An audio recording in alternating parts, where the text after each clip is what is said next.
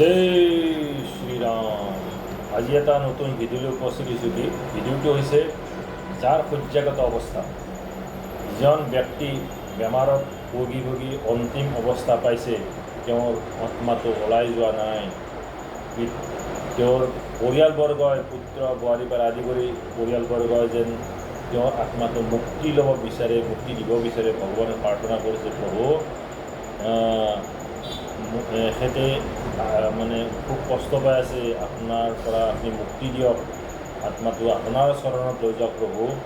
এনেকৈ যেতিয়া একান্ত মনে ভাবিব, যেন তথাপিতো যেন আপোনাৰ এই শয্যাগত ব্যক্তিজনে বা আপোনাৰ মা দেউতা যোনেই নহওক, যিটো শয্যাগত, তেখেতে যেন আত্মাটো যোৱা নাই, ভগৱানে প্ৰাৰ্থনা কৰাৰ পিছতো যোৱা নাই। কিয় যোৱা নাই, এইটোৰ কাৰণে এটা ভিডিঅ' বনাইছোঁ। প্ৰথম কথা হৈছে, আপুনি শনিবাৰ, মঙলবাৰ, একাদশী এইবিলাকত প্ৰায়চিত্য নকৰিব, অষ্টমীত প্ৰায়চিত্য নকৰিব। এজন জ্ঞাত পুৰোহিতৰ দ্বাৰা আলোচনা কৰক, কোনবিলাক তিথিত প্ৰায়চিত্য কৰিব নাপায়, কোনটো বাৰত প্ৰায়চিত্য কৰিব নাপায়। শনিবাৰ, মঙলবাৰ, অষ্টমী, একাদশী এইবিলাকত প্ৰায়চিত্য নহয়, অমাৱস্যাৰ প্ৰায়চিত্য নহয়। গতিকে এজন ভাল পুৰোহিতক সুধি লৈ প্ৰায়চিত্য কৰক। প্ৰথম কথা প্ৰায়চিত্য কৰিব। দ্বিতীয় কথা হৈছে, আপুনি সেই প্ৰায়চিত্য হোৱাৰ পিছত জেগাখিনি মুচি তাত গীতা পাঠ কৰক। গীতা পাঠ কৰক। গীতা পাঠ কৰাৰ পিছত আপুনি নিশ্চিন্ত থাকক, সেইদিনা বা নেক্সট দিনাই আপোনাৰ এই শয্যাগত ব্যক্তিজনে মুক্তি লাভ কৰিব।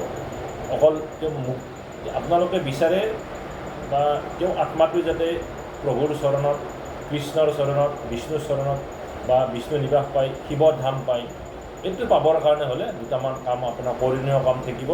এইটো কৰক, আপোনাৰ এই শয্যাগত ব্যক্তিজনে চিঞৰ আত্মাই মুক্তি লাভ কৰিব, সদ্গতি লাভ কৰিব। এই কথাটো কৈছিল গীতাখনত লিখা আছে, গীতা মহাত্মাত লিখা আছে, তাৰে কথাখিনি মই কৈছোঁ।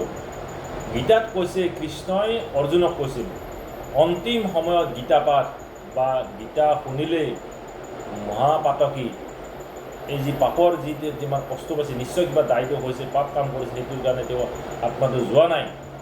সেইটো কৈছে মহাপাতকী বুলি কৈছে।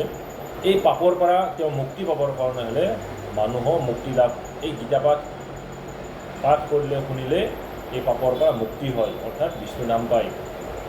যিজনে এই গীতা পুস্তকৰ সৈতে দেহ ত্যাগ কৰে আৰু এটা কাম কৰিব, কেতিয়াও এইটো পাহৰি নাযাব, সেইখিনি সময়ত হয়তো জ্ঞান নাথাকিব পাৰে, তথাপিতো আপোনালোকৰ এই শয্যাগত যিটো মানুহ, যিহেতু ভাবিছে যে আপোনাৰ এই শয্যাগত অৱস্থাত তেখেতে ভাল হৈ নুঠে, গতিকে এখেতে আমি বিষ্ণুৰ ধাম পোৱাই বিচাৰোঁ।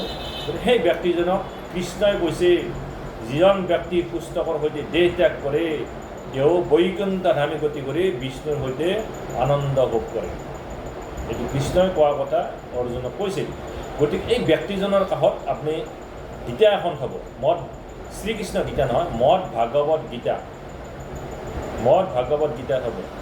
এই ভাগৱত গীতা তেখেতৰ মানে ভৰিৰ কাষত নহয়, গাৰুৰ কাষত বা বুকুত, পাৰিলে বুকুত থ'ব, নতুবা তেখেতৰ মানে সোঁ চাইডে, লেফ্ট চাইড নহয়, তেওঁ সোঁ চাইডে এই কিতাপখন, ভাগৱত গীতাখন সখনে প্ৰভু, তুমি যেন মোৰ এই আত্মাটোক মুক্তিদান কৰা আৰু তোমাৰ চৰণত ৰখা বুলি একান্ত মনে শ্ৰদ্ধা কৰি গীতাখন সেৱা সন্মান কৰি আপোনালোক গোটেইকেইটা সেৱা সন্মান গীতাখন তেওঁৰ বুকুত থওক বা তেওঁৰ ৰাইট চাইডে থওক। আৰু এইখিনি কৰণীয় কাম কৰিব। প্ৰথম কথা প্ৰায়চিত্য হোৱাৰ পিছত জেগাখিনি মুচি আৰু তেওঁৰ শয্যাগত মানুহটোক গৰম পানী হওক, জিকা কাপোৰ হওক, তেওঁৰ গাটো মুচি দি সেইখিনি জেগাখিনি মুচি চাকি ধূপ ধূনা দি আৰু তাতেই আপুনি গীতা পাঠ কৰক। আৰু সেই ব্যক্তিজনক কওক যে মই গীতা পাঠ কৰিম, তুমি অলপ শুনা। এই গীতা পাঠটো তেওঁক শুনাওক, আপুনি নিশ্চিন্ত থাকক, আপুনি 100% সেই আত্মাটোৱে চিঞৰ মুক্তি লাভ কৰিব, তেওঁ দেহ ত্যাগ কৰিব। অকল দেহ ত্যাগ কৰা নহয়, তেওঁক কি লাগে, তেওঁক আমি মুক্তিধাম, বিষ্ণু ধামলৈ যাবলৈ মহাপ্ৰভুক অনুৰোধ কৰিব লাগে, প্ৰভু এই আত্মাটো যাতে তোমাৰ চৰণত স্থান দিয়া, মুক্তি দিয়া, তোমাৰ ধামত নিবাস কৰা সুবিধাকণ দিয়া। এইটো সকলোৱে ওচৰত থকা পুত্ৰ বোৱাৰী, যি নাতিপুতি সকলো ব্যক্তিয়ে আৰাধনা কৰিব লাগে। তেতিয়াহ'লে